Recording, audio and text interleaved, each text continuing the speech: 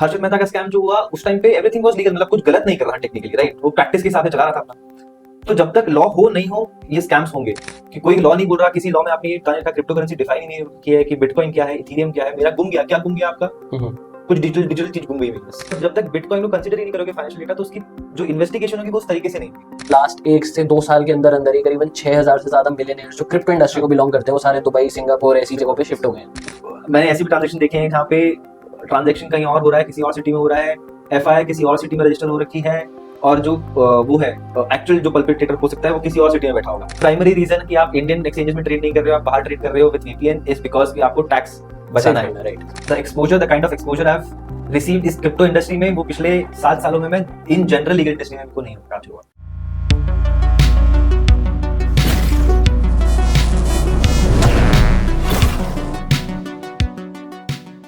Welcome to on rap money presents coffee with crypto part by material bitcoin.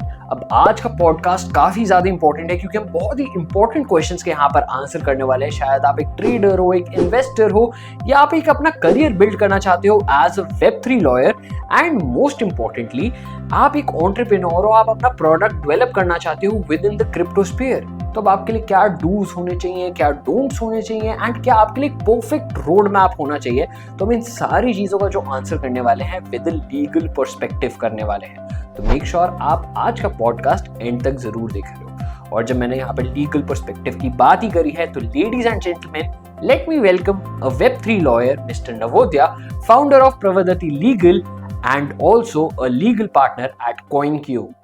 Hello Navodaya, welcome to coffee with crypto. कैसे हो आप? Thank you for having me here Aryan. तो हमारा पहली बार ऐसा हो रहा है कि कॉफी विद क्रिप्टो में हम किसी लॉयर को अपने साथ लेकर आए तो डेफिनेटली बहुत सारे क्वेश्चंस हैं एंड मैं यहाँ पे श्योर हूँ कि जितनी भी ऑडियंस ये पॉडकास्ट सुन रहे हैं उनकी काफ़ी हेल्प करने वाला है पॉडकास्ट। बट सबसे पहले उन क्वेश्चंस पे जाने से पहले मतलब मैं आपकी पर्सनल लाइफ से रिलेटेड कुछ क्वेश्चंस पूछना चाहता हूँ। Sure. कि आप सबसे पहले बीइंग अ लॉयर, लाइक आपको क्या ऐसा क्रिप्टो और इंडस्ट्री में, crypto industry and Web3 industry में ऐसा क्या स्पेशल लगा जो आपने इस इंडस्ट्री में स्विच करा? So actually it's a funny story, but lockdown के टाइम पे काम कम था, कोर्ट्स बंद थे, और जो कंपनी के साथ में काम कर रहा था उसमें भी काम कम हो गया क्योंकि most of the employees were at home. तो इन्वेस्टमेंट शुरू किया बिटकॉइन, ये सब कुछ। बट एक्चुअली मैंने बिटकॉइन का जो पेपर था वो 2009-10 में फर्स्ट टाइम पढ़ा था, टू अंडरस्टैंड कि मतलब कैसे इसमें हम लोग आर्टिकल्स लिख सकते हैं। नहीं आई विश नहीं, तो एक्चुअली उस टाइम पे लीगल आर्टिकल्स लिखने का बहुत वो था, क्योंकि सीवी बनाना होता है, स्टूडेंट है तो ताकि कुछ हो पाए, तो पढ़ा था कि उसमें से कुछ लीगल निकल सकता है, तो let's do that. Okay. But वो समझ में नहीं आया क्योंकि काफी टेक्निकल था उस टाइम पे भी। तो उसके बाद फिर 2020 में थोड़ा इन्वेस्टमेंट किया, फिर उसके बाद थोड़ा पैसा डूबा ऑफ कोर्स। फिर I was looking to find somebody जो मुझे मेरा पैसा दिला पाए। ओके। बट अनफॉर्चुनेटली मुझे कोई मिला नहीं जो क्रिप्टो में टेक्निकलिटीज प्लस लीगल लीगलिटीज दोनों समझ के कुछ ढंग से एडवाइस कर सके। तो फिर आई थॉट कि if nobody else I should help my self. और फिर मैंने ब्लॉकचेन पढ़ना शुरू किया। 6-8 महीने सिर्फ मैंने ब्लॉकचेन टेक्नोलॉजी को समझने में लगाए। फिर उसके बाद मैंने फिर अपने आप को हेल्प किया और फिर लोगों की हेल्प करना शुरू किया। मतलब पहले आपकी स्टोरी कहीं ना कहीं स्टार्ट हुई कि आपने पैसे डुबाए फिर वहां पे जाके थोड़ी समझ आई कि हाँ क्या है। फिर आपको एक बहुत बड़ा, मैं कहूँगा, एक एस्पेक्ट लगा कि अभी भी क्रिप्टो इंडस्ट्री में एक लीगल पर्सपेक्टिव नहीं है। लाइक अगर अभी भी हम बात करें, चाहे ट्रेडर हो, चाहे इन्वेस्टर हो, चाहे एक एंटरप्रेन्योरशिप, एक एंटरप्रेन्योर अपना कोई एक प्रोडक्ट बिल्ड कर रहा है, तो उसे यही नहीं पता उसे क्या क्या लॉस फॉलो करने चाहिए, वो किस लीगल फॉर्मेलिटीज में आ रहा है, क्या उसे ट्रेडमार्क्स चाहिए, सारी चीज़ अभी तक उसे नहीं पता है।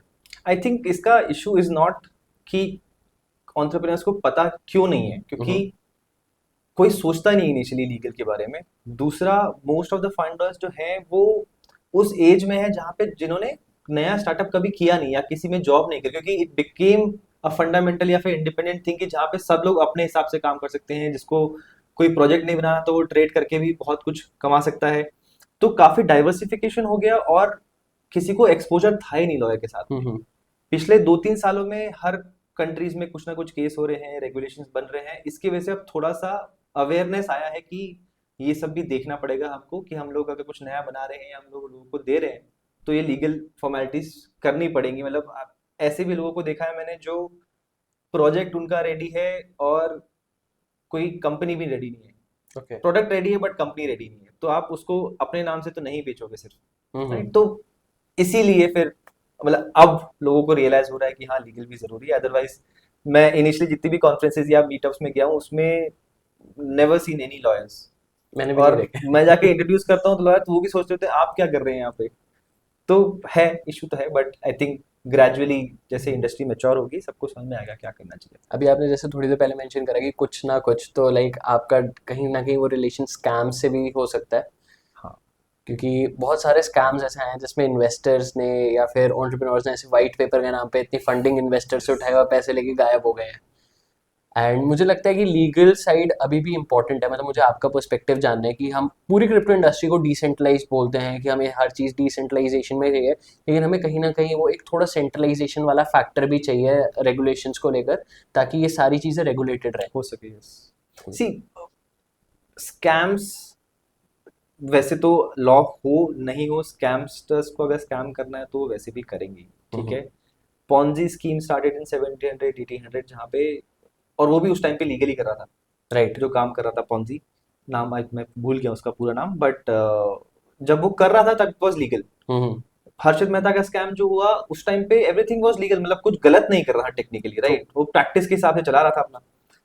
तो जब तक लॉ हो नहीं हो ये स्कैम्स होंगे, बट अगर लॉ बिल्कुल नहीं है तो there is no recourse for you कि अब स्कैम हो गया तो मैं करूँ क्या, कि कोई लॉ नहीं बोल रहा, किसी लॉ में आपने ये बता नहीं रखा, क्रिप्टो करेंसी डिफाइन ही नहीं की है कि बिटकॉइन क्या है, इथीरियम क्या है, मेरा गुम गया, क्या गुम गया आपका, हम्म।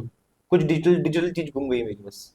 तो वो जब तक लॉ नहीं होगा, डिफाइन नहीं करेगा, तब तक उस पे स्पेसिफिक एक्शन नहीं हो सकता। फिर हम उसको एक अम्ब्रेला टर्म में डालेंगे कि मेरा डिजिटल डेटा चोरी हो गया, तो वो उसमें प्रोसीडिंग्स करेंगे, बट उसका तरीका अलग हो जाएगा, राइट। अगर मैं अपना डेटा, फॉर एग्जांपल मैं अपनी फोटोज, मेरे किसी ने डेटा चुरा लिया या मेरा फाइनेंशियल डेटा किसी ने चुरा लिया, तो मैं उसके लिए रिपोर्ट कर सकता हूँ। राइट। बट जब तक बिटकॉइन को कंसिडर ही नहीं करोगे फाइनेंशियल डेटा, तो उसकी जो इन्वेस्टिगेशन होगी वो उस तरीके से नहीं होगी।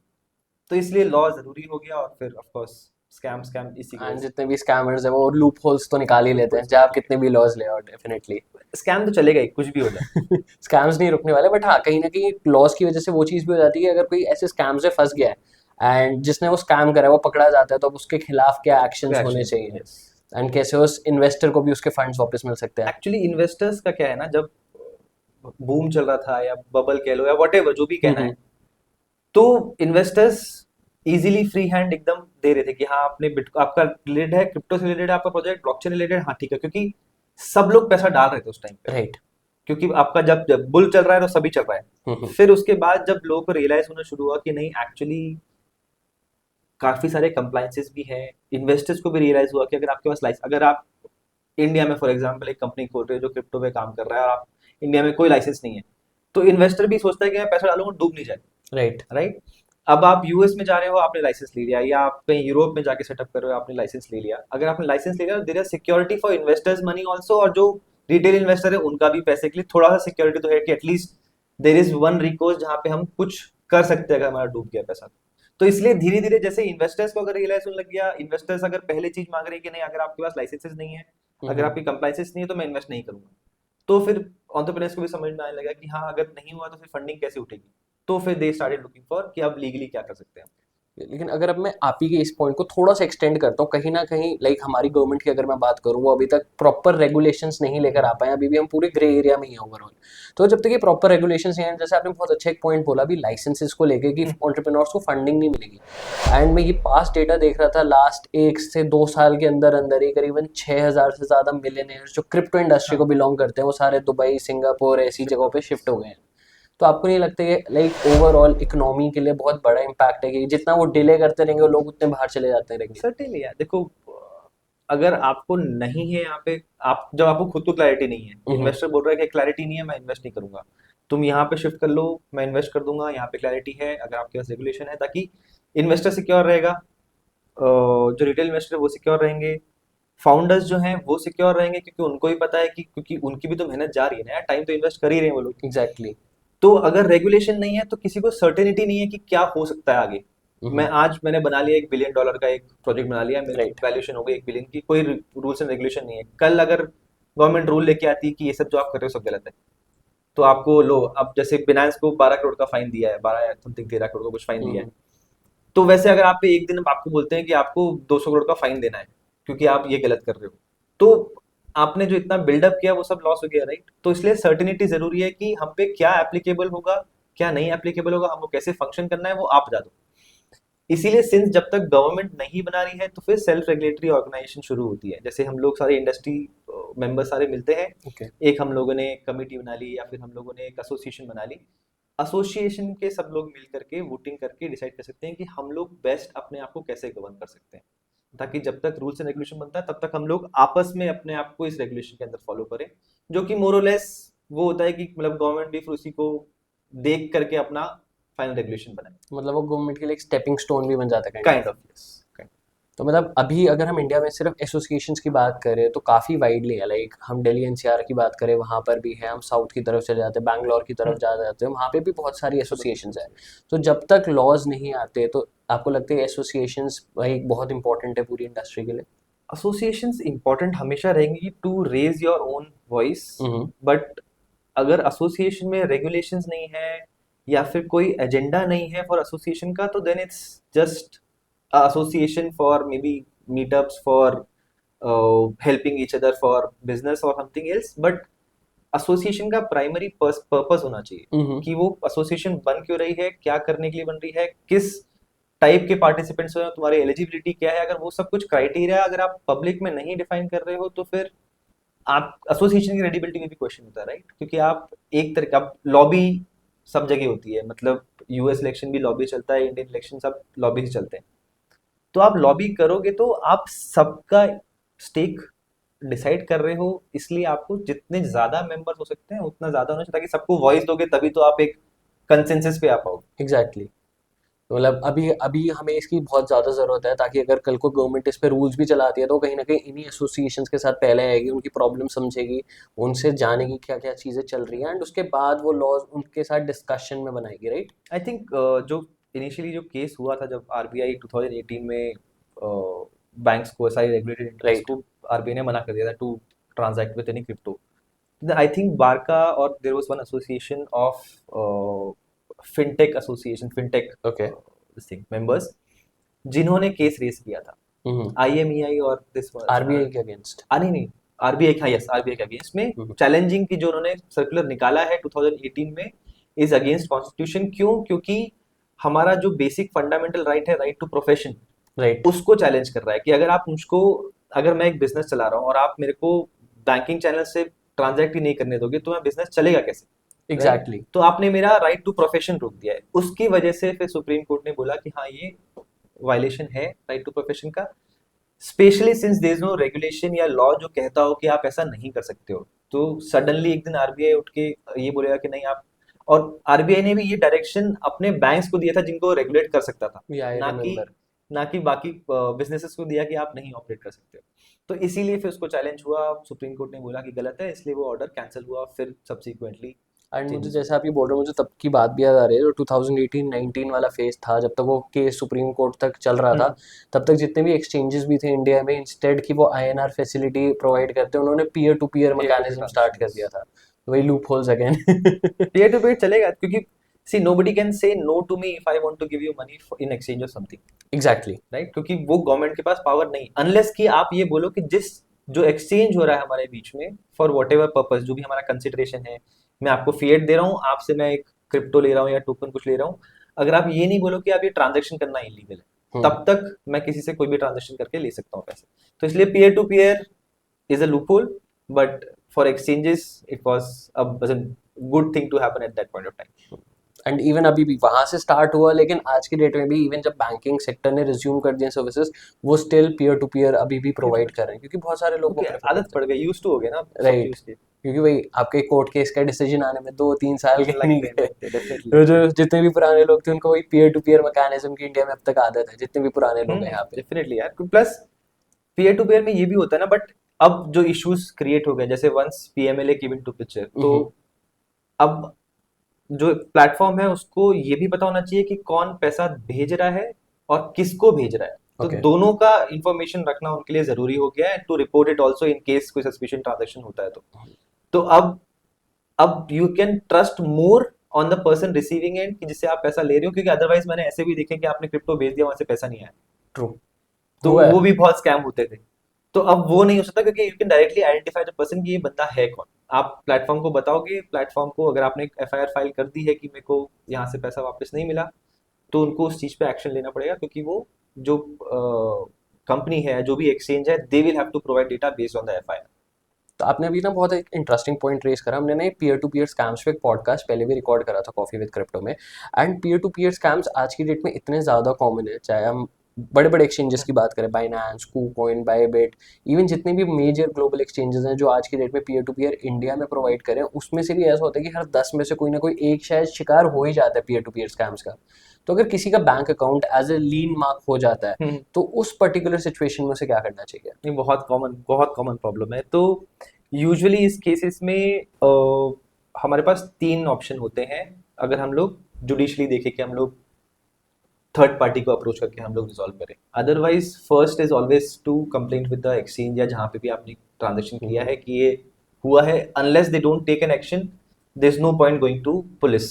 अगर वो एक्शन ले रहे हैं, नहीं ले रहे हैं, टाइम लग रहा है, तो आप एफआईआर डेफिनेटली करना चाहिए आपको। एफआईआर आप कर सकते हो। एफआईआर अगेन आपका ही अकाउंट सीज हो गया है because may be you have received funds, की मतलब मैंने आपको पैसे भेजा लेकिन उससे आपने किसी और को पैसा भेजा, और जिसको फाइनली पैसा मिला उसका कोई हमारा जो फ्रॉड वाला ट्रांजेक्शन है उसको पता भी नहीं था, बट सिंस उसके अकाउंट में पैसा आया, क्योंकि ट्रेसेबिलिटी हो सकती है, राइट। तो उसका अकाउंट मार्क कर दिया है। तो अब उसके पास सिंपल सा ऑप्शन ये है, उसके पास एक समन आएगा पुलिस से, या तो बैंक आपको रिपोर्ट करेगा कि आपका अकाउंट ब्लॉक कर दिया है, फिर आप पुलिस को अप्रोच करोगे, पुलिस आपको बताया कि आपका फॉर एग्जाम्पल 1 लाख रुपए आपके अकाउंट में जो है वो हमने सील कर दिया है फॉर सो एंड सो, क्योंकि ये फ्रॉड का proceeds of crime technically according to PMLA, कि ये प्रोसीड्स ऑफ क्राइम है।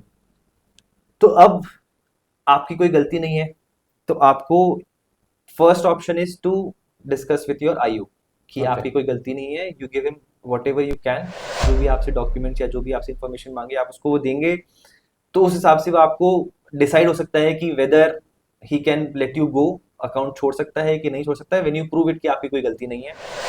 इफ नॉट, तो फिर आपको जाना पड़ेगा डिस्ट्रिक्ट कोर्ट में, आपके जो भी जिस एरिया में जिसने ब्लॉक किया है, या फिर आप जहाँ रहते हैं, डिपेंडिंग की क्या जुरिस्डिक्शन बनती है, आप डिस्ट्रिक्ट कोर्ट का अप्रोच करेंगे ये बोल करके कि मेरा अकाउंट, पूरा फैक्ट्स बताएंगे कि मैं यहाँ पे ट्रांजेक्शन किया, मुझे ये अकाउंट आया, मेरे को इस दिन मेरा अकाउंट सीज हो गया है और मैं अपना अकाउंट से पैसे नहीं निकाल सकता।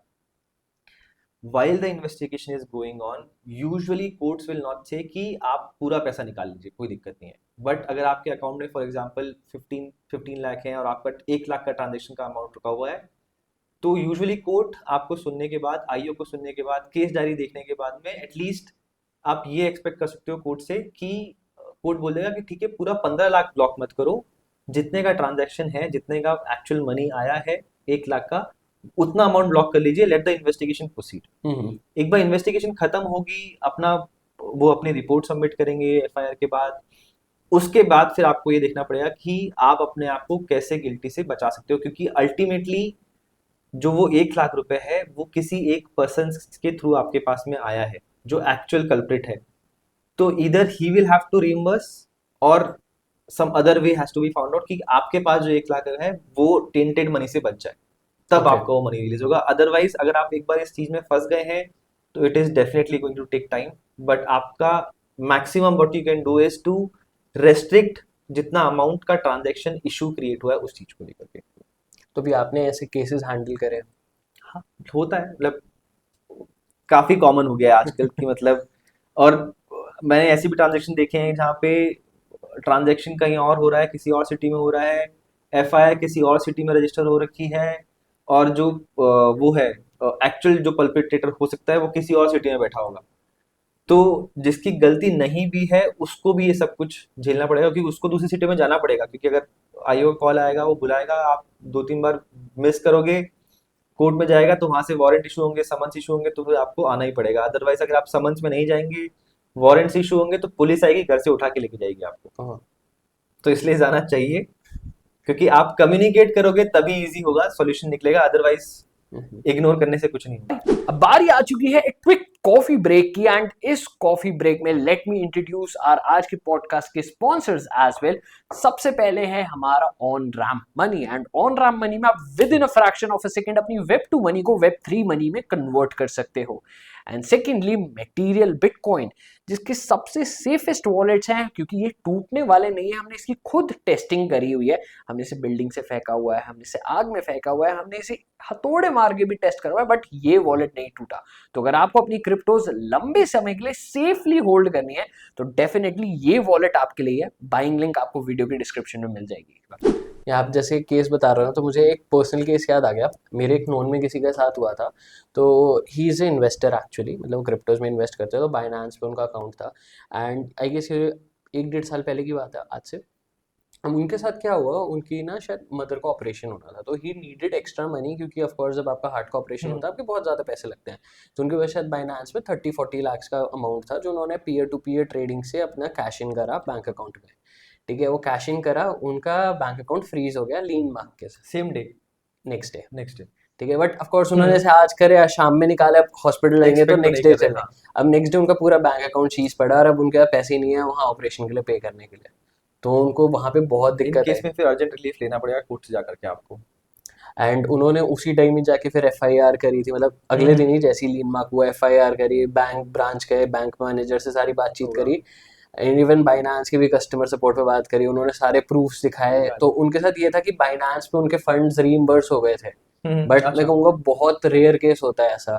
हाँ, मतलब रीइंबर्स होना तो काफी मुश्किल है, plus as a big institution and finance, क्योंकि आप प्रॉब्लम आइडेंटिफाई करके उसका रेजोल्यूशन निकालने में टाइम लगेगा, और प्लस आप इमरजेंसी में उस टाइम पे, तो which is a good thing if नहीं, फाइनेंस लेकिन स्टिल उनके कितने शायद 3-4 वर्किंग डेज लग गए थे। बट वही था कि जब अब ऑपरेशन के लिए चाहिए, फिर उन्होंने अपने सोर्सेज से पैसे निकाले, वो कि तो कहीं वो से तो है करनी ही कि आपको वहां तो पेमेंट करनी है करनी एटलीस्ट। पड़ेगी अर्जेंट वाला तो, but it happens, it's more common than you know. Hmm मतलब छोटे छोटे ट्रांजैक्शन, मतलब 2-5 हजार के ट्रांजैक्शन में भी वो सेम इशू आ सकता है, क्योंकि technically it becomes a proceeds of crime, कि आपका कहीं से कोई टेंटेड मनी, तो अकॉर्डिंग टू पीएमएलए अगर आपके पास, फॉर एग्जांपल मैंने किसी को अबडक्ट करके मैंने किसी से हम्म पैसे ले लिए, ठीक है, अब वो पैसे लेकर के मैं किसी और को देने गया हूँ, मैंने फॉर एग्जांपल 30,000 आपको दिए हैं फॉर वट एवर सर्विसेज जो मैंने राइट। आपसे ली, तो वो अमाउंट भी टेंटेड अमाउंट है, तो आप भी उसको नहीं यूज कर सकते, टेक्निकली आप पे भी केस हो सकता है पीएमएलए का। ओके। बट जैसे अब ग्रेजुअली पता पड़ेगा कि हाँ एक्चुअल जी। स्टोरी क्या है, then if listen you come out of the provision of PMLA, but technically you can be also a culprit, listen, hmm. A victim for that. ठीक है, मैं थोड़े इंटरेस्टिंग क्वेश्चंस की तरफ चल रहा हूँ एंड डेफिनेटली वो ऑडियंस को भी बहुत ज़्यादा इंटरेस्ट करने वाले हैं, क्योंकि वो अलग अलग थोड़े बैकग्राउंड से रिलेटेड है। जैसे एक बार हम ट्रेडर इन्वेस्टर का देखेंगे, एक एंटरप्रेन्योर जो अपनी जर्नी स्टार्ट करा। तो सबसे पहले मैं आपसे यही पूछना चाहता हूँ, अगर कोई ट्रेडर और इन्वेस्टर है जो आज की डेट में शायद ग्लोबल एक्सचेंजेस पे भी ट्रेड कर रहा है, तो व्हाट आर द लॉज जिससे आप उसे ध्यान में रखना चाहिए, बिकॉज जब से वो टैक्सेशन लगा है, टीडीएस लगा है, तो बहुत सारे उसे अवॉइड करने की भी कोशिश कर रहे हैं। यस, सी, तो अगर आप ट्रेडर हैं या फिर आप प्राइमरीली अपना इंडिविजुअली ट्रेड कर रहे हो आप, हम्म तो यूजुअली एलआरएस स्कीम होती है एक, जिसके थ्रू आप बाहर इन्वेस्टमेंट कर सकते हो, बट वो उस एलआरएस का स्कीम के अंदर अभी क्रिप्टो करेंसी कहीं से नहीं आती है, हम्म ठीक है। It talks about money, definition of money is different under foreign exchange management act. तो ओके। अगर आपका क्रिप्टो करेंसी या टोकन या स्टेबल कॉइन वो उस डेफिनेशन में नहीं है, टेक्निकली इंडिया में सिर्फ एक ही डेफिनेशन है for any crypto token stable coin anything which is virtual digital currency, या जो कि आपके इनकम टैक्स एक्ट के अंदर एंड उसमें अमेंड सब हो कुछ गई आ है। गया, एनएफटी सब उसके टोकन अंदर, सब कुछ। Everything under under the sun, under the blockchain, जिसमें एक टोकन है which has hmm any value comes under the definition of VDA, plus उस डेफिनेशन को और वाइड भी कर सकते हैं, there is a provision for amending the definition also. तो okay. Gradually maybe stable coin in सबका डेफिनेशन डिस्टिंग्विश कर दें, बट अभी फिलहाल नहीं है। तो इफ आप मनी की डेफिनेशन में फॉलो नहीं करते हैं तो एलआरएस स्कीम में यूजुअली नहीं आएंगे। फिर फेमा के अंडर भी सेम ही चीज आती है, फेमा के अंडर भी डेफिनेशन मनी की है। आप या तो आप मनी में फॉल कर सकते हैं, या आप कमोडिटी में फॉल कर सकते हैं, या फिर फॉरेन एक्सचेंज में फॉल कर सकते हैं, फॉरेन मनी में फॉल कर सकते हैं। हम्म बट अकॉर्डिंग टू डेफिनेशन जो एक्सप्लेनेशंस हैं उसके अंदर आप क्रिप्टो करेंसी को अभी एज ऑफ नाउ नहीं डाल सकते हो, मतलब दिस इज माय तीनों ओपिनियन ऑफ कोर्स, कैटेगरीज हाँ, में। कि आप अगर आप सिर्फ डेफिनेशन के बेसिस पे जाओगे तो आप फेमा के अंडर नहीं फॉल करते हो, बट कैसे उसको इंटरप्रेट करते हैं रेगुलेटरी एजेंसीज, कैसे ईडी या रेगुलेटरी पीएमएलए, कोई भी उसको कैसे इंटरप्रेट करके आप पे यूज करता है या आप पे चार्जेस लगाता है, वो डिपेंड करता है कि वो कैसे उसको परसीव कर रहे हैं। Okay. But it all depends finally कि जब कोर्ट में जाएगा तो कोर्ट देख के क्या बोल सकता है। अभी recently I think Orissa high court का एक जजमेंट है जिसमें उन्होंने ये डिस्कस किया है कि ये कलेक्टिव इन्वेस्टमेंट स्कीम है कि नहीं है। अगर आप टोकन लॉन्च कर रहे हो तो वो कलेक्टिव इन्वेस्टमेंट स्कीम है कि नहीं है। तो जैसे जैसे जजमेंट आते जाएंगे will get some clarity. But अभी at this moment there is a possibility कि आप पे foreign exchange management act applicable होगा, क्योंकि आप इंडिया से पैसा बाहर भेज रहे हो, बाहर से पैसा इंडिया भी आ रहा है। राइट। तो which is generally regulated under FEMA का वायलेशन, या फिर आप फेमा में उसमें आ गए। उसके बाद आप ट्रांजेक्शन किसको कर रहे हो, यूजुअली आपको नहीं पता होता है कि आप किसको पैसे भेज रहे हो, which can also lead to issues under PMLA. For example कि मैं किसी को पैसे भेज रहा हूँ और वो बंदा उसी पैसे को किसी और तरीके से यूज कर रहा है, तो अगर उस पे केस चल रहा है तो there is a doubt on me कि मैंने उसको पैसा क्यों दिया, बिकॉज ट्रांजेक्शन में आप रीजन तो नहीं लिख रहे, राइट? एग्जैक्टली। तो जैसे भी आप जब भी आप इंडिया से बाहर फिएट करेंसी भेजते हो थ्रू एनी बैंकिंग चैनल, तो आपको एक पर्पस कोड लगाना पड़ता है उसमें ओके। कि किस पर्पस के लिए आप इस पैसे को बाहर भेज रहे हो या किस पर्पस के लिए पैसा अंदर आ रहा है, मतलब इंडिया में वापस आ रहा है। तो there is no purpose code for this transaction. Plus आप किसी भी एक्सचेंज पे ट्रांजैक्ट कर रहे हो तो इट डज नॉट अप्रूव कि आप चेक भी नहीं करता है कि आप उसी पर्पस के लिए भेज रहे हो या नहीं भेज रहे हो। यूजुअली आप लिख देते हो कि सर्विसेज या फिर एक्सचेंज या कुछ भी।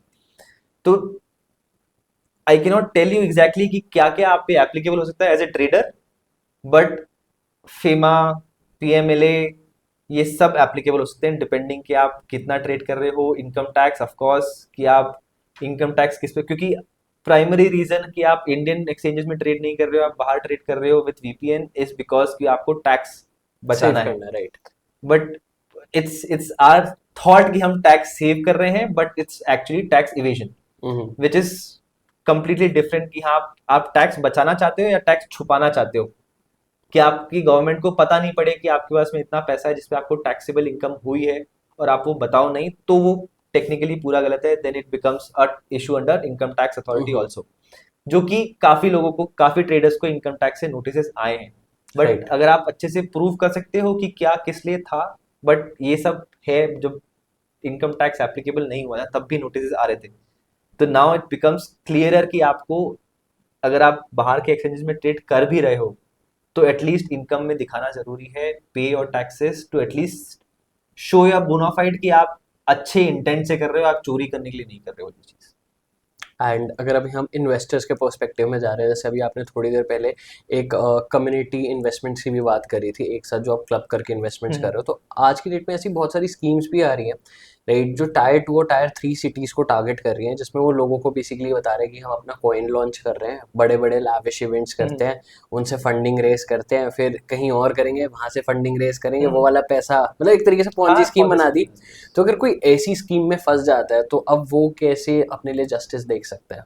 तो अगर if you are a victim of scam, तो first thing which you have to do is कि आपको पहली बात तो अप्रोच, क्योंकि यूजुअली क्या होता है कि जो ये स्कैम्स कर रहे होते हैं उनकी ना तो कोई कंपनी रजिस्टर्ड होती है, राइट। एक मल्टीसिग वॉलेट होता है जिसमें आपका सारा क्रिप्टोज जा रहा है, आपका फिएट करेंसी जो होती है वो उनके बैंक अकाउंट में जा रही है। उसके बाद आप उस बंदे को आइडेंटिफाई नहीं कर सकते हो, क्योंकि जो भी आपको डिटेल्स बताई है वो कोई आपको कुछ पता है नहीं। एग्जैक्टली। तो अगर इन केस कि आपको पता भी नहीं है कि बंदा कौन है, तो आप एक अनोनिमस कंप्लेन करते हो कि मुझे पता नहीं है कौन है इंसान, बट इसने मेरे साथ स्कैम किया है। तो आपको एफआईआर सेम स्टोरी, आपको अपना पूरा फैक्ट बताना है कि कैसे कैसे वायलेशन हुआ है, क्या आपकी प्रॉब्लम फेस करी है, कैसे आपने पैसा लगाया। आपको अपनी चैट्स लगानी पड़ेंगी, यूजुअली जो टेलीग्राम पे होता है वो सारा टेलीग्राम का प्रूफ लगाना पड़ेगा। उसके बाद if there is a possibility कि आप उस बंदे को आइडेंटिफाई कर पाओ, तो फिर आपके पास चांसेस हैं कि आप पैसा आ सकता है आपके पास। बट जब तक ये पॉन्जी स्कीम पता पड़ती है तब तक इट्स ऑलरेडी टू लेट। जो बंदा होता है वो कंट्री से बाहर चला जाता है। तो उस वाले केस में it becomes almost impossible to find that person and get that person here, unless कि बहुत बड़ा फ्रॉड हुआ है, मतलब ऐसे 1,500 करोड़ का फ्रॉड हुआ है अगर, तो it becomes a good news for news to pick up. और अगर वहां से प्रेशर बनता है तो फिर बाकी सारी एजेंसीज भी ज्यादा काम करने लगती हैं। बट अदरवाइज यूएस और यूके में what they have done is कि इस इश्यूज में जिसमें बंदा पता नहीं होता कि कौन है, तो आपके पास में एक वॉलेट एड्रेस होता है, राइट। राइट? तो वो उन्होंने क्या किया, कोर्ट्स ने बोला कि अब उसको बताएं कैसे कि आपके अगेंस्ट केस चल रहा है, क्योंकि दोनों पार्टीज को सुने बिना कोई कोर्ट जजमेंट पास नहीं कर सकती है। बेसिक प्रिंसिपल लॉ का, प्रिंसिपल ऑफ नेचुरल जस्टिस, जिसमें आपको दोनों पार्टीज को सुनना पड़ेगा, उसके बाद आप जजमेंट दे सकते हो। तो अगर सामने वाली पार्टी को बताया ही नहीं गया कि आपके अगेंस्ट केस चल रहा है, तो आप उसको सुन नहीं सकते। तो ये बहुत इंपॉर्टेंट चीज है कि उसको बताना जरूरी है। तो यूएस और यूके दोनों कोर्ट में उन्होंने एक एनएफटी के थ्रू समन्स भेजे, ओके। उस वॉलेट पे ड्रॉप की, ड्रॉप करे वो जो समन्स है, कोर्ट का समन है, उसको उसके एनएफटी बना करके उस वॉलेट पे ड्रॉप किया, और फिर एटलीस्ट ये प्रोसीडिंग कंप्लीट हो पाई कि हाँ हमने उसको नोटिस दिया बट वो नहीं आया है। डिलीवरी प्रूफ हो गई है कि जिस अकाउंट पे पैसे आपने डिपॉजिट किए थे वहां पे गया है, तो उसी बंदे का अकाउंट है। अब नाम आपको पता नहीं है, अनोनिमस नाम से आपने ए ड्रॉप करके उस वॉलेट पे डाल दिया, दैट इंश्योर्स कि आपने उसको डिलीवरी कर दी है। अब आप अपने केस को आगे प्रोसीड कर सकते हो, जो भी आपको जजमेंट पास करना है उसके अगेंस्ट आप कर सकते हो। चेन लिंक ने आइडेंटिफाई किया कि कहाँ से ये, मतलब कौन है बंदा, कहाँ पे हो सकता है। Then Coinbase and other exchanges also helped in identifying blocking the amount, जो भी उसके अकाउंट में है अमाउंट सारा ब्लॉक करके। तो कोलैबोरेटिवली काम हो सकता है, क्योंकि सारी चीजें ग्लोबल है यहाँ पे। राइट। सिर्फ इंडिया के विद इन इंडियन जुरिस्डिक्शन में कुछ नहीं हो सकता है। निर्मला सीतारमन जी कह रही हैं ऑलरेडी कि अगर क्रिप्टो पे रेगुलेशन बनाना है तो it has to be consensus throughout the world, which is sensible. क्योंकि आपने एक लॉ बना लिया, यूएस ने अपना एक लॉ बना लिया, यूके ने अपना एक लॉ बना लिया, बट लोग तो हर जगह पे हैं, ट्रांजैक्शन भी ग्लोबल है। तो जब तक रेगुलेटर्स में कंसेंसस नहीं होगी तब तक कोई कॉन्क्रीट रिजल्ट नहीं होगा, हमेशा कॉन्फ्लिक्ट में फंस जाएंगे। आपका लॉ कुछ और बोलता है, मेरा लॉ कुछ और बोलता है। मेरा जो सिचुएशन बोलता है कि आपको मैं इधर इंडिया में लेके ट्राई करूं, यूके का बोलता है कि नहीं वो बंदा वहां पर है, उसने जब किया कमिट किया ऑफेंस तो वो यूके में था, तो यूके का जुरिस्डिक्शन बनता है। तो it becomes a chaos, plus कोई रेजोल्यूशन में नहीं निकल पाता अगर आपके पास मल्टीपल लॉज है जो कॉन्फ्लिक्ट कर रहे हैं दूसरे को। वो एक टर्म भी है, justice delayed equals to then idea, right? Yes. तो वही वाला कॉन्फ्लिक्ट हो जाते हैं यहाँ पे। तो अब होगा ही, डेफिनेटली होगा, अगर कॉन्फ्लिक्ट है तो हम्म। पहले वो कॉन्फ्लिक्ट रिजॉल्व होगा कि किसका जुरिस्डिक्शन बनता है, किसका लॉ एप्लीकेबल होगा, फिर उसके बाद आप आते हो जो एक्चुअली प्रॉब्लम क्रिएट हुई है उस चीज पे। ओके। एंड अगर अब मैं लेकर चल रहा हूँ, ठीक है, हमने ट्रेडर्स को डिस्कस कर लिया, हमने इन्वेस्टर्स को डिस्कस कर लिया, अब जो एंटरप्रेन्योर्स है, जो एक्चुअल में यहाँ पे स्पेस में डेवलपमेंट कर रहे हैं, अपने डैप्स रिलीज कर रहे हैं या अपनी ब्लॉकचेन्स बिल्ड कर रहे हैं, तो अगर वो इंडिया में रहकर या कहीं और भी रहकर कर रहे हैं, तो उनके लिए कौन सी रेगुलेशंस बहुत ज़्यादा यहाँ पे इंपॉर्टेंट है? मैं सिर्फ रेगुलेशन पे फोकस नहीं करना चाहूंगा। I think Okay. This is something which is mostly ignored but very important. Okay. ठीक है, तो काफी इंटरेस्टिंग लग रहा हाँ, है। क्योंकि इट इज यूजुअली, जैसे अगर आप, if you are the only person जो आप अपना बिजनेस स्टार्ट कर रहे हो, then it's okay. Right. But the moment आपके साथ में एक को फाउंडर है, तो first thing which you have to do is कि आपको अपने बीच में एक अग्रीमेंट बनाना है, ओके। जिसमें आप मतलब को फाउंडर्स अग्रीमेंट कि हाँ किसकी क्या रिस्पॉन्सिबिलिटीज हैं, किसका कितना परसेंटेज शेयर है, या कौन क्या रिस्पॉन्सिबिलिटीज को एग्जीक्यूट करेगा। अगर बैंकिंग, मतलब बैंक ओपन करेंगे तो किसके सिग्नेचर से ट्रांजैक्शन कंप्लीट होंगे। तो बहुत सारी चीजें हैं जो आपको एक प्रोजेक्ट को बनाने के लिए करनी है। अगर आपने वो चीजें पहले डिस्कस नहीं करी आपस में, और वो कॉन्फ्लिक्ट बाद में रेज होता है जब आपकी कंपनी सब फॉर्मेशन हो गया है, आपने काम करना शुरू कर दिया है, फंडिंग के लिए सब कुछ एकदम फुल थ्रॉटल से आप जा रहे हो, फिर आपको समझ में आता है ये तो कॉन्फ्लिक्ट किया ही नहीं, अब इसमें कौन क्या करेगा, आपस में लड़ाई होने लगती है, विच इज वेरी कॉमन कि किसी बात को। तो इसके लिए सबसे पहली चीज है कि आपको अपने बीच में कॉन्ट्रैक्ट बना के रखना है। इट इज नॉट कि हाँ भाई ये तो मेरा दोस्त है, मेरे को कोई कॉन्ट्रैक्ट की जरूरत नहीं है अपने दोस्त के साथ में। तो आपकी दोस्ती तोड़ने के लिए कॉन्ट्रैक्ट नहीं बन रहा है कि आप एक दूसरे में विश्वास नहीं कर रहे हो।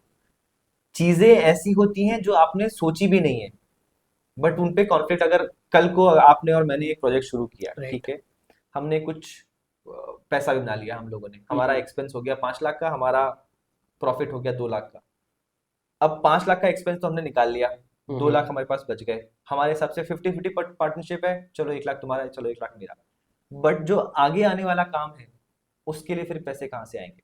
तो यू डिसाइड कि अच्छा ठीक है, जो भी हमारा प्रॉफिट होगा उसका 30% हम लोग वापस कंपनी में इन्वेस्ट करके फिर हम लोग आगे काम करेंगे। बट ये चीज डिस्कस नहीं करी होती हमने अगर, तो कल को अगर मैं बोलता कि नहीं यार फिर मैं ही अपना पैसा डाले जा रहा हूँ, तू अपना पैसा क्यों डाल रहा, मैं ही इन्वेस्ट करते जा रहा हूँ। तो दीज इश्यूज रेज अप जब आप जैसे जैसे आप प्रोग्रेस करते हो, तो नई नई चीजें आपको पता पड़ती है, वो सब चीजें आप एक बार लिख लोगे तो दोस्ती आपकी रहेगी, मेंटेन रहेगी। अदरवाइज आप कॉन्फ्लिक्ट में फंस के अपनी दोस्ती और तोड़ोगे। तो ये स्टार्टिंग चीज है, फर्स्ट थिंग दिस कि आप अग्रीमेंट रखो।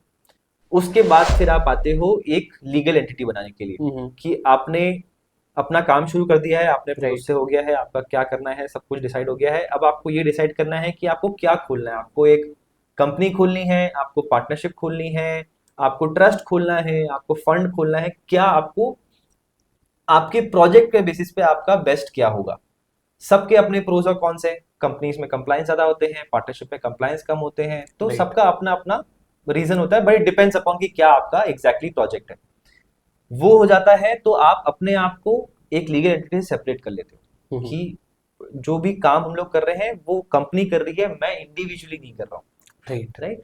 तो जो भी रेस्पॉन्सिबिलिटीज या प्रॉफिट या बेनिफिट्स हैं वो सब कंपनी के हैं, मेरे से अलग है। तो इन केस अगर कुछ होता है इशू क्रिएट बाद में लाइफ में उस प्रोजेक्ट को लेकर के, तो क्रेडिटर्स जो है वो आपकी पर्सनल प्रॉपर्टी को लेकर नहीं क्लेम कर सकते हैं। वो जो भी होगा वो क्लेम सिर्फ उस कंपनी को लेकर के है, आपको लेकर के नहीं है। तो वो भी बनाना बहुत जरूरी है। मतलब अगर आप अपने ही नाम पे कॉन्ट्रैक्ट साइन करे जा रहे हो और काम करे जा रहे हो, तो कुछ भी होता है तो वो आपकी पर्सनल रेस्पॉन्सिबिलिटी है। ओके। और पर्सनल रेस्पॉन्सिबिलिटी तो आपके पर्सनल अटैच जो भी एसेट्स हैं वो भी अटैच हो सकते हैं in case you come to a situation. तो एक कंपनी या लीगल एंटिटी बनाना बहुत जरूरी है। एक बार लीगल एंटिटी बन गई, उसके बाद शुरू होता है एक्चुअल काम आपका कि आप एम्प्लॉयज ला रहे हो तो एम्प्लॉयज के साथ में अग्रीमेंट होना जरूरी है। आप वेंडर्स के साथ एंटर कर रहे हो तो वेंडर्स के साथ में अग्रीमेंट होना चाहिए, क्योंकि कॉन्फ्लिक्ट कभी भी कहीं भी हो सकता है। जैसे मौत कहीं पे आ सकती है, वैसे ही कॉन्फ्लिक्ट भी कभी भी किसी वक्त किसी से भी हो सकता है। राइट। तो अगर आप लोगों ने डिफाइन कर रखा है कि आपका एग्जैक्टली काम क्या है, मेरा एग्जैक्टली काम क्या है, आप क्या काम करोगे तो मैं आपको कितना पैसा दूंगा, अगर वो हमने डिफाइन कर रखा है तो काफी चीजें सॉल्व हो जाती हैं। फिर उसके बाद उस अग्रीमेंट में हम लोग को ये भी मेंशन करना बहुत जरूरी है कि अगर इन केस हमारे बीच में कॉन्फ्लिक्ट होता है तो हम लोग रिजॉल्व कैसे करेंगे इसको। मतलब सीधा ही मैं कोर्ट में चले जाऊं, या मैं तुमसे बात करके ट्राई करूं सॉल्व करने का, या फिर किसी एक मीडिएटर को अवॉइड करके कि मतलब वो हमारी बातें सुन करके हमारी चीजों को रिजॉल्व कर दे। क्योंकि थर्ड पर्सन होता है तो हम लोग उस पर ट्रस्ट करके, क्योंकि एक दूसरे के साथ में कॉन्फ्लिक्ट करने में ईगो क्लैशेस भी होते हैं, मोस्टली ईगो क्लैशेस होते हैं। तो थर्ड पर्सन जो डिसाइड कर रहा है जिसका कोई बेनिफिट नहीं है आपके जीतने से या मेरे जीतने से, उसका कोई बेनिफिट नहीं है, तो वो एक इस पोजीशन पे आता है जहां पे वो आपको एक डिटेल में समझा सकता है कि नहीं यार आप सॉल्व कर लो, आपको प्रोजेक्ट आगे बढ़ाना है, या आपको पार्ट करने से कुछ नहीं हो जाएगा, लड़ाई करने से कुछ नहीं होगा। तो वो कैसे रिजॉल्व होगी आपकी conflict is also your choice, कि आप आपस की कॉन्फ्लिक्ट कैसे रिजॉल्व कर सकते हो। कॉन्ट्रैक्ट्स बन गए हैं आपके, एम्प्लॉयमेंट कॉन्ट्रैक्ट्स हो गए हैं, वेंडर कॉन्ट्रैक्ट्स हो गए हैं, उसके बाद थोड़ा सा आप सांस ले सकते हो। मतलब पहले हमारा सारा डॉक्यूमेंटेशन पूरा हो चुका है। उसके बाद आप थोड़ा रिलैक्स होकर के आप सोच सकते हो कि व्हाट नेक्स्ट, कि आपको मार्केटिंग करना है, आपको तो मार्केटिंग भी आपके वेंडर्स में आ जाएगा, मार्केटिंग का अलग से अग्रीमेंट बन जाएगा। फिर आपको इन्वेस्टमेंट चाहिए तो इन्वेस्टमेंट्स भी थ्रू अग्रीमेंट होंगे, ड्यू डिलिजेंस होगा, आपकी कंपनी का वेरिफिकेशन होगा, आपका वेरिफिकेशन होगा। इन सबको करने के बाद अगर आप पे थोड़ी सी जान बचती है तो आपको ट्रेडमार्क रजिस्टर करा लेना चाहिए। ठीक है। ट्रेडमार्क नहीं रजिस्टर कराते हैं और आप ऑलरेडी यूज कर रहे हैं अपने नाम को लेकर के, तो मेजरली कोई प्रॉब्लम नहीं है आपको एज सच। बट अगर आप रजिस्टर करा लेते हैं तो there is a more security to आपका जो ब्रांड आप बनाने की कोशिश करो, जिसमें आप दिन रात मेहनत करके आपने एक ब्रांड बनाने की कोशिश कर रहे हो, वो थोड़ा सा और ज्यादा प्रोटेक्टेड होता है ताकि कोई और उसको यूज नहीं कर सके। एक मिथ जो यूजुअली लोगों को लगता है, मतलब होता है कि मतलब मैंने एक इंडिया में रजिस्टर कर लिया, कोई दिक्कत नहीं है, पूरा वर्ल्ड वाइड मेरा ही ट्रेडमार्क है, ये इज स्लाइटली कंफ्यूजिंग। क्योंकि आपने ट्रेडमार्क इंडिया में रजिस्टर किया है बट आपने यूएस में रजिस्टर नहीं किया। अब यूएस में किसी और कंपनी ने आपके ब्रांड नेम पे कुछ बना दिया है तो आप उसको वहां पे केस सूट मतलब कर सकते हो, बट सिंस उनके पास में कोई ऑप्शन नहीं था समझने का कि आपके पास में ऑलरेडी ट्रेडमार्क रजिस्टर्ड है, और सिंस यूएस में रजिस्टर्ड नहीं है, क्योंकि वो चेक करेंगे सिर्फ यूएस के अंदर, एग्जैक्टली। तो उनके लिए आप केस करने जाओगे तो it becomes a troublesome for you कि आप उसको वहां पे कैसे प्रूव करोगे। यूजुअली जब हम लोग रिसर्च करते हैं, जब आप एक ब्रांड नेम लेके आते हो कि अच्छा मैं कॉफी विद क्रिप्टो बनाना चाहता हूँ, मैं कॉफी विद क्रिप्टो का पॉडकास्ट का एक ब्रांड बनाना चाहता हूँ, तो हम लोग सर्च करते हैं, मतलब ट्रेडमार्क सर्च करते हैं कि इस नाम से बन सकता है कि नहीं बन सकता है, रजिस्ट्रेशन होगा भी कि नहीं होगा, क्योंकि काफी कॉमन नाम है कॉफी क्रिप्टो, बहुत जेनरिक टर्म्स है। तो जेनरिक टर्म होता है तो उस पर यूजुअली नहीं देते हैं आपको ट्रेडमार्क, अनलेस कि आप दिखा पाओ कि उसको आप पिछले 20 साल से आप यूज कर रहे हो, तो आपने अपनी वैल्यू उसकी ऑलरेडी बना ली है। अब आप नहीं भी दोगे तो मेरे पास में, मैं पिछले 20 साल से यूज कर रहा हूँ, तो मैं किसी भी कोर्ट में जाके ये बोल सकता हूँ कि मैंने 20 साल में एक ब्रांड की वैल्यू बना ली, भले मैंने ट्रेडमार्क रजिस्टर नहीं कराया, बट मेरी वैल्यू है, लोग जानते हैं कि इस नाम से मेरे को एसोसिएट कर लेंगे, ओके। तो वो चल सकता है। बट अगर आप नए हो, आप मार्केट में नए हो, आप अपना रिसर्च कर रहे हो सकता है कि आपने जो नाम यूज किया है वो किसी और का ऑलरेडी यूज कर रहा हो, तो वो भी आप पे केस कर सकता है, राइट। तो इसलिए ट्रेडमार्क सर्च करो, उसके बाद आप क्लासेस डिसाइड करोगे कि किस क्लास में आपको रजिस्टर करना है। इट इज यूजुअली एडवाइजेबल कि आप जो आज काम कर रहे हैं और जो आप नेक्स्ट 5-10 सालों में फोर्सी करते हैं कि मैं ये सब भी काम करने वाला हूँ आगे आने वाले 5-10 सालों में, वो सारी सर्विसेज और गुड्स को इंक्लूड करके आप मल्टीपल क्लासेस में रजिस्टर कराओ, क्योंकि जितनी ज्यादा क्लासेस में रजिस्टर होगी उतना ज्यादा प्रोटेक्शन होगा। तो फॉर एग्जाम्पल आपने एक 35 क्लास में रजिस्टर कर लिया, ठीक है। अब कोई और 35 की क्लास में सेम नाम से रजिस्टर नहीं कर सकता है, बट वो किसी और क्लास में कर सकता है। फॉर एग्जाम्पल कि मैं जैसे कॉफी, मेरा कॉफी का प्रोडक्ट है मेरा, तो मैंने कॉफी के प्रोडक्ट में मैंने नेस्ले का यूज कर लिया, नेस्ले कॉफी।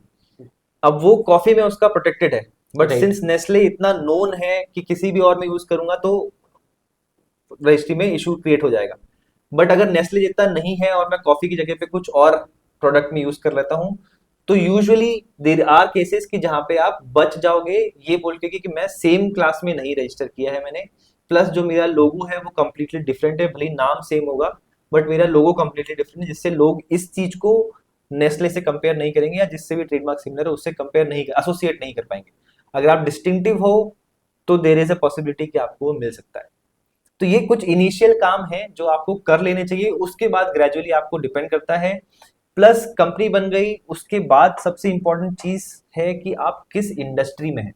ओके। अगर आप क्रिप्टो ब्लॉकचेन इंडस्ट्री में काम कर रहे हैं तो आपके पास में इंडस्ट्री स्पेसिफिक कंप्लायंसेस है जो आपको करने पड़ेंगे, लाइक फॉर एग्जांपल कि आप इनकम टैक्स आपको पे करना है, अगर आपने एक कंपनी बनाई है तो आपको अपना जीएसटी रजिस्ट्रेशन करना ही पड़ेगा। उसके बाद अगर आप क्रिप्टो में काम कर रहे हैं तो आपको पीएमएलए के साथ एफआईयू के साथ रजिस्ट्रेशन करना पड़ेगा।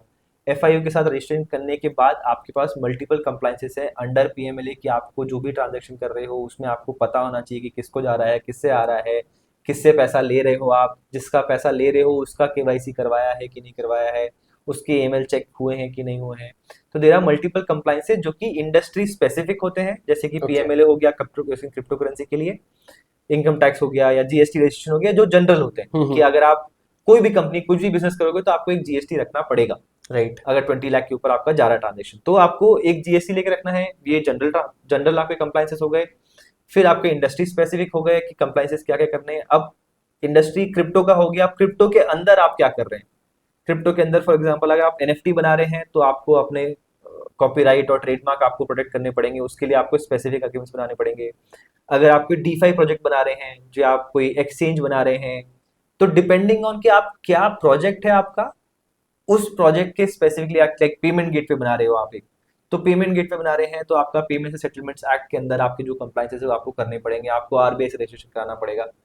तो वो इंडस्ट्री स्पेसिफिक, एक क्रिप्टो इंडस्ट्री स्पेसिफिक कंप्लायंस हो गए। उसके अंदर जो सब इंडस्ट्री है आपकी कि आप उसके अंदर क्या काम कर रहे हो, प्रोजेक्ट क्या काम कर रहा है, उसके कंप्लायंसेस हैं जो कि यूजुअली कोई देखता नहीं है, but after a point of time it becomes a bulk, और फिर it becomes a issue for you, क्योंकि रेगुलेटर्स आएंगे of course, they will come knocking to your doors और फिर बोलेंगे कि आपने ये सब कुछ क्यों नहीं किया, एमसीए में रजिस्टर किया आपने 3 साल तक अपने सीए के वो डॉक्यूमेंट सबमिट नहीं करे, ओके। कंपनी स्टक ऑफ कर देगी, मतलब आपको एमसीए आपको स्टक ऑफ कर देगा कि कंपनी कोई ऑपरेशन नहीं कर सकती जब तक आप अपने सारे कंप्लायंसेस कंप्लीट नहीं करोगे।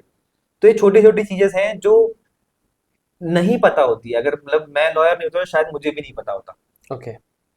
तो वो यही हो सकता है आपकी पॉडकास्ट सुन करके लोगों को समझ में बहुत आए कि सारे हाँ लोगों कुछ को सारी पता चीजें चलेगा। हैं जो देखनी समझनी जरूरी है अगर आपको लॉन्ग टर्म में अपना बिजनेस चलाना है, otherwise you are bound to fail. And जब आप बोल रहे थे अभी, जैसे आपने फंडिंग से रिलेटेड एक पॉइंट बोला, तब मेरे दिमाग में एकदम से स्ट्रक करा, जैसे जो लोग चाहे अभी प्रोडक्ट बिल्ड भी नहीं करे, चाहे वो एंटरप्रेन्योर्स नहीं भी है, एंटरप्रेन्योर्स हैं जिनकी कंपनीज यहाँ पे इंडिया में ही लोकेटेड है, एंड बहुत सारे इंडिविजुअल्स जो हैं जो अब जैसे क्रिप्टो इंडस्ट्री में काम कर रहे हैं एज ए एम्प्लॉय, तो उनके पास बहुत बार, लाइक मैं कहता हूँ मेजोरिटी ऑफ द केसेस में जो पेमेंट आती है वो आपके क्रिप्टोज में ही आती है। तो लाइक अगर कोई एक इंडिविजुअल या कोई एक कंपनी बाहर से किसी से क्रिप्टोज में पेमेंट रिसीव करी है, तो क्या उनके लिए अभी प्रॉब्लम है या they can receive it? See, there is no specific guideline which says कि whether you can do that or not. Okay. But अगर आप तो MCA जो मिनिस्ट्री ऑफ कॉर्पोरेट अफेयर्स है, जो आपका कंपनी का डेटा जहाँ पे आपको अपडेट करना पड़ता है, तो it requires you to tell them कि आपके पास में इतना क्रिप्टो है इन योर Okay. कंपनी। तो आपके जो बुक्स P&L अकाउंट जो बनते हैं, आपके बुक्स ऑफ अकाउंट्स बनेंगे, उसमें आपको दिखाना पड़ेगा कि मेरे पास में इतना क्रिप्टो है इस कंपनी के पास में। अब अगर आप वो ट्रांजैक्शंस अपने इनवॉइसेस से दिखा पा रहे हो कि मैंने इनवॉइस रेस किया था for XYZ amount for XYZ service और प्रोडक्ट, और उसके बेसिस पे मेरे पास में ये क्रिप्टो आया है जो मेरे अकाउंट में है, मतलब मेरे वॉलेट पे है, और मैं आपको अपनी बुक्स में वो चीज शो कर रहा हूँ उस चीज को लेकर के, तो देयर इज अ पॉसिबिलिटी कि जहाँ पे आप कन्विंस कर पाओ कि there is no violation as such, but ये ट्रांजेक्शन टू ट्रांजेक्शन पे डिपेंड करेगा कि किस टाइप का ट्रांजेक्शन है, किस लिए ट्रांजेक्शन हुआ है, वही जो हम लोग पर्पस कोड के बारे में Right. बात कर रहे थे। अगर वो आप सेटिस्फाई कर पाते हो तो देयर इज अ पॉसिबिलिटी कि आप बच सकते हो किसी भी वायलेशन से। बट अगर आपके पास में इनवॉइसिंग नहीं है, आपने रिकॉर्ड्स नहीं मेंटेन किए हैं, तो तो अनफॉर्चुनेटली दिक्कत देयर है। Will be always be an issue.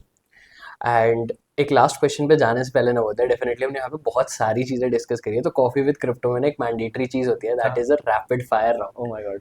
ठीक है, तो रैपिड फायर राउंड का मैं आपको कुछ बता देता हूँ। मैं आपसे 3 अलग अलग क्वेश्चन पूछने वाला हूँ, तो जो भी चीज आपके दिमाग में सबसे पहले आती है आपको वही आंसर करना है। ठीक है। मैंने बहुत मेहनत करी इन क्वेश्चंस के लिए। होपफुली कि सही आंसर निकले। ठीक है, तो सबसे पहला IPC. IPC Indian penal code. अरे फुल फॉर्म नहीं था। अच्छा। Codes as in could be heinous crime, could be something which has nothing to do with anything, but from as in a wide spectrum actually. IPC can be a wide spectrum. Okay, so affidavit. Affidavit बाबू का काम है, but बहुत important काम है, और everything which you write in affidavit is a sworn statement, जिसको आप जिसके अगेंस्ट में नहीं, जैसे अब मैंने कुछ बोल दिया है आज मैंने आपके चैनल पे, कल को मैं कुछ और बोलता हूं तो आई कैन बी कन्फ्रंटेड कि आपने उस दिन यूट्यूब पे आपने ये बोलते, इट बिकम्स अ डेटा। तो आपने जो एफिडेविट पे बोला है वो ही आपका ट्रुथ है, ओके, अदरवाइज आप कोर्ट को या किसी भी बंदे को गुमराह कर रहे हो, and that is also IPC के अंडर ऑफेंस। ओके। ये चीज मुझे नहीं पता थी। छोटा डॉक्यूमेंट है बट बहुत इंपॉर्टेंट। बहुत इंपॉर्टेंट डॉक्यूमेंट है। So last, investment. Investment, cryptos, equities, but yourself the most important part. सबसे इंपॉर्टेंट होता है। अच्छा, अब लास्ट क्वेश्चन मेरा ये है कि अब जितने भी लॉयर्स हैं जो अब वेब3 स्पेस को एक्सप्लोर करना चाहते हैं, तो लाइक उनके लिए अगर आप एक रोड मैप बता सकते हो कि जितने भी अभी यहाँ पे लॉयर्स हैं या जो अभी परस्यू भी करना चाहते हैं, जो आगे चलकर भी सोच रहे हैं, जो शायद अभी 11th-12th में बेशक से स्टूडेंट्स ही क्यों ना, या जो एग्जिस्टिंग लॉयर्स भी हैं, तो वो कैसे अब इस फील्ड में एंटर कर सकते हैं और करना चाहिए भी या नहीं? जरूरी करना चाहिए, मतलब world needs more lawyers who can resolve issues, not complicate them. But if anybody wants to get into this, तो सबसे पहला आई थिंक इम्पॉर्टेंट है कि आपको सबसे बड़े ब्लॉकचेन समझना पड़ेगा कि ब्लॉकचेन के अंदर ट्रांजैक्शन हो कैसे रहा है। ओके, क्योंकि अगर आपको वो समझ में नहीं आया तो आप लॉ कभी एप्लीकेबल कर नहीं सकते। ठीक है, हम लोग को यूजुअली उल्टा सिखाते हैं, मतलब जब हम लोग लॉ स्कूल में होते हैं तो हम लोग लॉ जरा समझ रहे होते हैं रेदर देन टेक्निकलिटीज। तो आपको पहले टेक्निकलिटी समझनी पड़ेगी, तभी आप इन डेप्थ लॉ अप्लाई कर सकते हो। लाइक आप जो कह रहे हो लूप होल्स या जो ग्रे एरिया है या जो इंटरप्रिटेशन है, वो तभी आएगा जब आपके पास में technicalities if not very strong, but you should be open कि आपको और समझने की लालसा होनी चाहिए कि हाँ मैं और समझ सकता हूँ, उसके बेसिस पे मैं काम कर पाऊंगा। सेकेंडली, अगर आप नए हो तो, and since you cannot go and approach, क्योंकि वो प्रोहिबिटेड है हमारे अगेंस्ट कि हम लोग अंडर बार काउंसिल रूल्स हम लोग किसी को सॉलिसिट नहीं कर सकते। जैसे मैं आपको आके नहीं बोल सकता कि मैं आपका वकील बन सकता हूँ, मैं आपके लिए ये कर सकता हूँ, मुझसे काम करवा लो। मैं ये काम नहीं किया, मैं बोल नहीं सकता, ये मेरे को प्रोहिबिशन है मेरा एज अ प्रोफेशन। यही सेम चीज है मेडिकल ऑफिसर्स के लिए भी, कि डॉक्टर्स भी नहीं आके अपने आप को प्रमोट कर सकते हैं, मार्केट कर सकते हैं। तो the only thing which you can do is create content. आप पढ़ो और अपना दिमाग अप्लाई करके, लॉ अप्लाई करके किसी एक प्रॉब्लम जो जो सारे टेक्निकल बंदे कर रहे हैं, creating new blockchains, creating new innovations, कि हम लोग कैसे किस ब्लॉकचेन में क्या यूज कर सकते हैं, कैसे हम लोग यूज कर सकते हैं। लॉयर्स का काम यही है कि आप उन्हीं चीजों में प्रॉब्लम्स ये ढूंढो कि इसमें लीगल इश्यूज क्या आ सकते हैं और उसको एग्जिस्टिंग लॉ से हम कैसे सॉल्व कर सकते हैं, या फिर नया लॉ क्या बना सकते हैं to solve that problem. Okay, तो अगर आप ये करते रहोगे और कंटेंट बनाते रहोगे, लोगों को शो करते रहोगे, तो देयर इज पॉसिबिलिटी कि people will come to you, क्योंकि जो प्रॉब्लम आपने सोची है, you are not the only one. या तो किसी के साथ प्रॉब्लम हो रही है, या किसी और कोई और उसी प्रॉब्लम पे और रिसर्च कर रहा है, तो यू विल फाइंड पीपल जो आपको कनेक्ट करेंगे with right people to get connected with clients, जहाँ पे आपको हेल्प होगी। बट इंफॉर्मेशन, नॉलेज सबसे जरूरी है। हाँ, आपको टेक्निकल प्लस लीगल नॉलेज दोनों होनी बहुत जरूरी है। प्लस आपको हमेशा ओपन रहना पड़ेगा, और समझने के लिए आपको हमेशा यही एज्यूम करके चलना पड़ेगा कि मुझे इतना ज्यादा नहीं आता है, I am open to learn more so that I can serve more. Learning stop नहीं होनी चाहिए। लर्निंग स्टॉप नहीं हो सकती। और लॉ में आई थिंक किसी भी इंडस्ट्री में अगर आपकी Exactly. लर्निंग स्टॉप हो गई तो आप स्टैग्नेंट हो गए। एंड मैं ये भी मानता हूँ कि जैसे आपकी लर्निंग स्टॉप हो गई तो इट्स मोर लाइक वो आपके में ईगो वाला फैक्टर बहुत ज्यादा आ चुका है। हम ब्रह्मास्मि। हाँ। तो डेफिनेटली आई एम श्योर कि यहाँ पे ऑडियंस से बहुत कुछ सीखा है। चाहे हमने बहुत सारे फील्ड्स यहाँ पे डिस्कस करे हैं, और अब आपके लिए गिफ्ट भी है, दैट इज मटेरियल बिटकॉइन का एक हार्डवेयर वॉलेट आपके लिए। Thank you so much. तो आप इसमें अपनी इन्वेस्टमेंट स्टोर कर सकते हो। एंड आई एम श्योर जितने भी यहाँ पे ट्रेडर्स हैं, इवन एंटरप्रेन्योर्स भी हैं, इवन जो लॉयर्स जो भी ये फील्ड परस्यू करना चाहते हैं, वैसे आप रिकमेंड करोगे इस फील्ड में आने के लिए? क्रिप्टो या फिर लॉयर, लेकिन क्रिप्टो लॉयर या फिर crypto lawyer. Crypto lawyer, crypto lawyer, I think when I started in 2021, it has completely changed my life for sure. Okay. मतलब the exposure, the kind of exposure I've received इस crypto industry में, वो पिछले 7 सालों में मैं in general legal industry में मेरे को नहीं कैप्चर हुआ। सिंस सब लोग सीख रहे हैं, जो डेवलपर्स हैं वो भी चीजें सीख रहे हैं, लॉयर्स भी सीख रहे हैं, गवर्नमेंट सीख रही है, पूरी दुनिया अभी सीख ही रही है, डेवलप ही कर रही है कि कैसे हम इस चीज को रेगुलेट कर सकते हैं, चला सकते हैं, नया कैसे बना सकते हैं। तो लॉयर्स के लिए इट्स अ गुड सिचुएशन जहां पे आप सीख सकते हो, और ताकि आप सर्व कर सकते हो और लोगों को, और जहाँ पे बस आपके सामने पूरी इंडस्ट्री एक नया शेप ले रही है। पूरी एक इंडस्ट्री। और सिर्फ ये ऐसा नहीं है कि एक सिंगल इंडस्ट्री है ये, मतलब इट्स नॉट कि crypto is independent, right. Crypto में काफी डिफरेंट वेराइटीज भी हैं। आप डीफाई प्रोजेक्ट हो गए, आप डाओ कर सकते हो, आप सिर्फ ट्रेडमार्क कर सकते हो, आप सिर्फ कॉपीराइट कर सकते हो। आपका जो स्पेसिफिकेशन है, जिसमें आपने अचीव कर लिया है कुछ, या आपने लर्निंग्स बहुत ले लिया, आप उस वाले चीज को, फील्ड को सिर्फ क्रिप्टो में इन्वेस्ट मतलब यूज करना शुरू करो, and you will see the change. Thank you, Navodaya, for Thank you coming so to much. Coffee with Thank Crypto. you for having me here, and thank you so much for this. You're welcome.